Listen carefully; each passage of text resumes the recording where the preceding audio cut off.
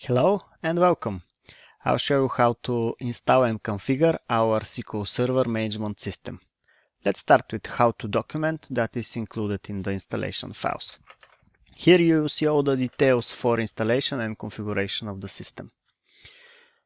Our system contains three main modules. It's SG service, that is the service which will collect data from monitored instances and will store it in a database. SG Manager, that is graphical interface designed for DBAs, and SG Dashboard, which is graphical interface more for developers and IT managers. Prerequisites for the installation is that you should have at least .NET 4.5, Microsoft SQL Server, where we are going to store the database, service for SG Service, and SQL login if you prefer SQL Server authentication. This will be used for also to connect to monitored instances. User that will do the installation should be local administrator on the server where we are going to install the service, and email for configuring alerts.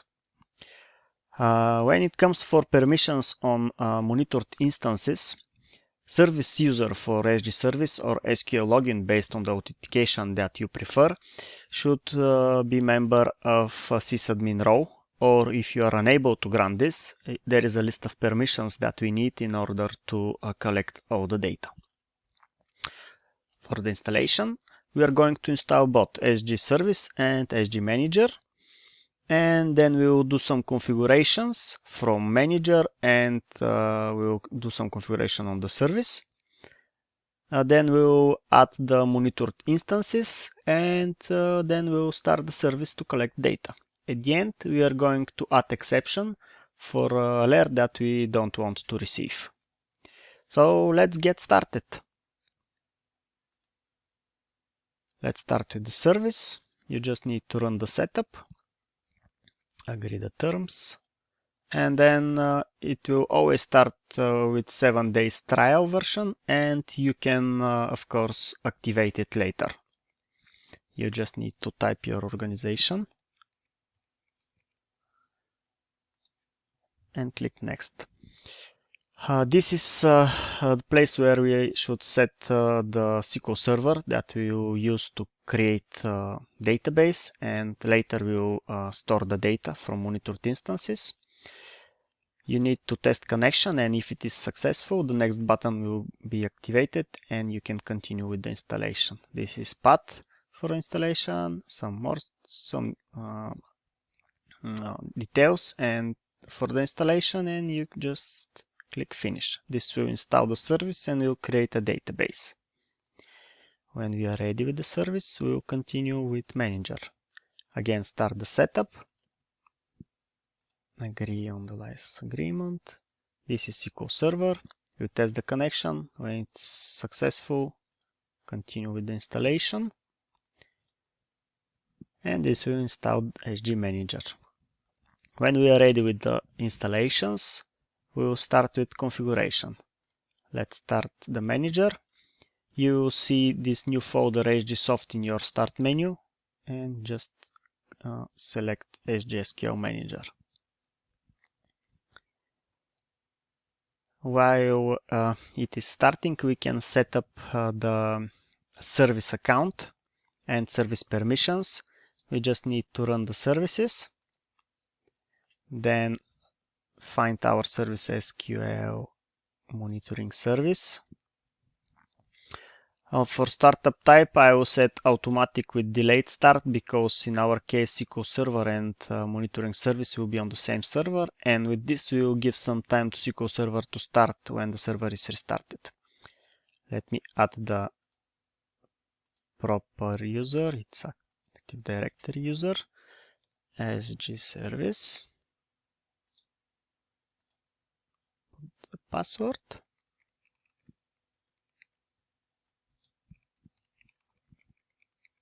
For recovery, I would set it to restart the service, just in case if there is some temporary problem connecting to the database, for example, it will try to restart.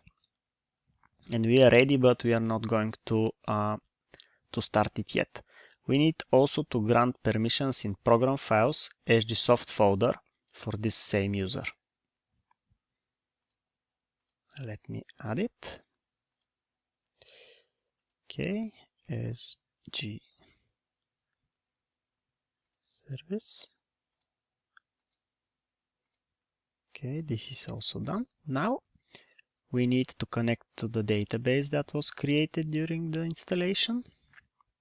Our database is called SQL DB, and we need to grant permission for the user for the service.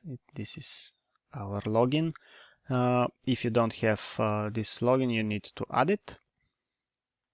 Just make it DB owner of our database. And we are ready with setting up all the configurations for our service. Now let's go back to the manager. You can see active alert pane on the right. We will hide it for now because we don't need it. And the menu is on the left. From tools, we go to options and start with the configuration. We'll get the domain name from this button. You can set up CMS if you have one. From here, we can test connection from application to database.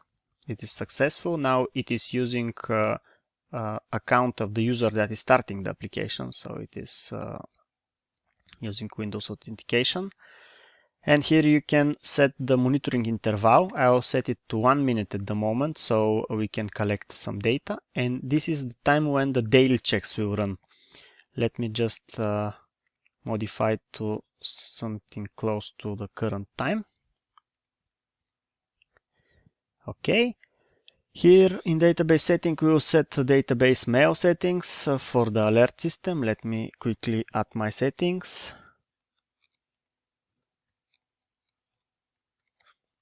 Okay, this is my email. It will come from support. Put it here also.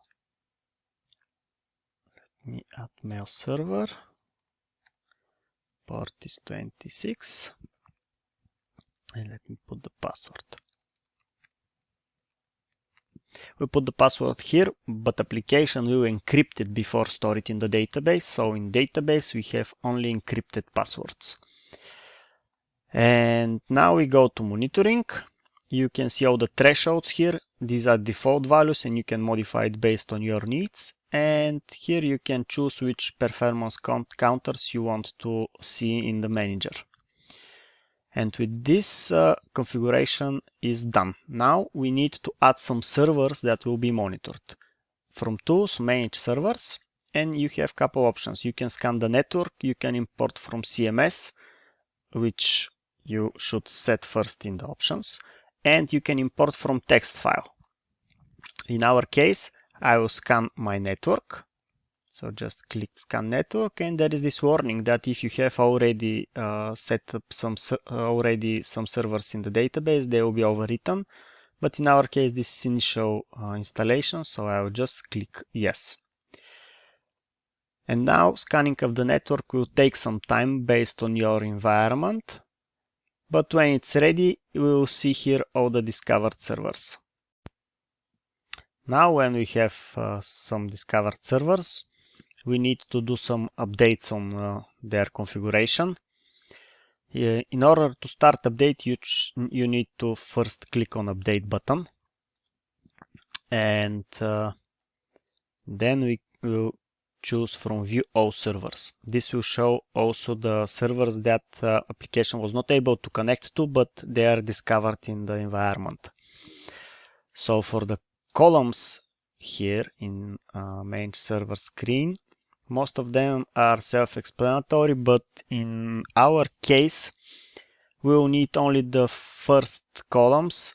Is open means that the server is open for connection. Is monitored means that it will be monitored. Is listener means that this is always on listener. Is failover means that it's failover cluster. Is Azure is that it's Azure, and Linux is that it's a SQL Server on Linux. The other columns are for documentation purposes, and we will not do anything with them at the moment. So now we just need to select what will be monitored and put the correct settings. So this cluster we don't need. These two are listeners, so we would click listeners, and we'll remove this Mon01 server, which is holding the database for our monitoring system. These are our two nodes. When you're ready with the configuring the servers, just click on complete update button.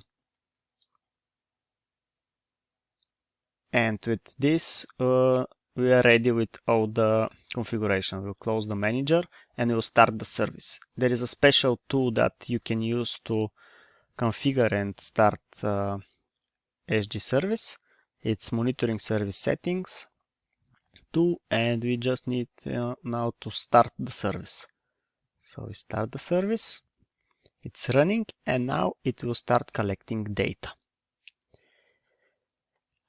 So let's see what data will be collected. First, we need to start again the manager. So we can see some data over there. Maybe there will be some alerts. We can close these two for now. See, now we have some alerts already. These are the active alerts. And now if we go to daily report, for example, we'll see some data. You just need to select the time frame here and see we have some information for free disk space, service status, and database status. See this offline database. We are going to add exception for this one, so we will not receive alerts for offline database. Now we already receive some alerts. Let me show you how the alerts look like. So these are the alerts. Everything that we have here is the same as the alerts on the alerts pane. So we have the threshold for the metric and the current value. And now, as I told you, we are going to set exception for this offline database. All the exceptions available you can see in the how to document. They are here. In our case, we are going to add exceptions for this database, offline database. So from monitoring, alerting system, and we'll just modify the settings. Here we'll just copy from this row. So note 1.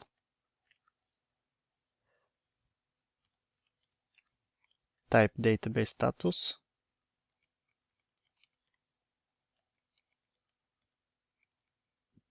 Details is name of the database, test underscore db underscore 1. There is no threshold for this. Status is 1, so this exception is active, and we need to add start time and end time, which is really useful for some alerts. Okay, this is done, and when we are ready, just save the change. With this, we add the exception for this alert, and we will receive a recovery email from alerting system, and we will not receive any more alerts for this metric.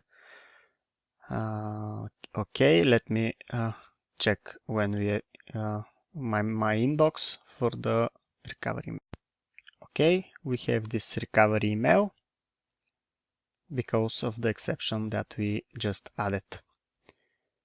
And with this, our video come to an end, and I hope it will be helpful for you so you can install and configure our SQL monitoring and management system. And if you have any questions, you can contact us anytime. Thank you and bye.